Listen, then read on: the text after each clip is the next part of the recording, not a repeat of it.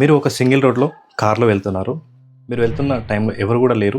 Only మీరు మాత్రమే ఉన్నారు. ఇప్పుడు సడన్గా ఆ రోడ్డు వెంబడి లెఫ్ట్ సైడ్ నుంచి కొన్ని టైగర్స్ వచ్చాయి. ఒక 2-3 టైగర్స్ వచ్చాయి. ఇప్పుడు మీరు వెంటనే హారన్ కొట్టి ఆ టైగర్స్ని తప్పించుకొని వెళ్తారా? లేదనుకుంటే కార్ని నిదానంగా సైడ్ తీసుకొని సైలెంట్గా ఉండి అవి వెళ్ళిన తర్వాత వెళ్తారా? దెన్ నెక్స్ట్ డే ఏమైందంటే సేమ్ అలాగే మీరు అదే సింగిల్ రోడ్లో మళ్ళీ అదే కార్లో వెళ్తున్నారు. ఇప్పుడు అక్కడ మళ్ళీ లెఫ్ట్ సైడ్ నుంచి ఏమొచ్చాయంటే కొన్ని గొర్రెలు, మేకలు వచ్చాయి. ఇప్పుడు మీరు కార్ పక్కకి ఆపుకొని నిదానంగా వెళ్ళిన తర్వాత వెళ్తారా?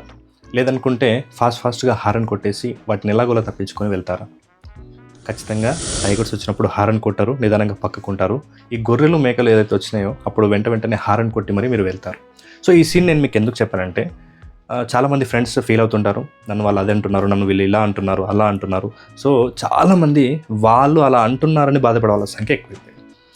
సో ఈ సీన్ నుంచి నేను చెప్పేది ఏంటంటే మనం ఎలాంటి వాళ్ళం, మన బిహేవియర్ ఎలాంటిది అన్నదాన్ని బట్టి అవతల వాళ్ళు మాటలు అనాలా వద్దా అనేది ఆలోచించుకుంటారు. ఇప్పుడు గొర్రెలకు హారన్ కొట్టారు, టైగర్ వచ్చినప్పుడు హారన్ కొట్టారా? సో దీన్ని బట్టి నేను ఏమంటున్నానంటే మనం ఎవరము అన్నదాన్ని బట్టి అవతల వాళ్ళు మాట్లాడడం స్టార్ట్ చేస్తారు. కాబట్టి నేను ఇక్కడ చెప్పినట్టుగా టైగర్ని ఎందుకు అనలేదు అంటే దాని బిహేవియర్ ఏందో అందరికీ తెలుసు, అందుకని హారన్ కొట్టకుండా నిదానంగా ఉన్నారు.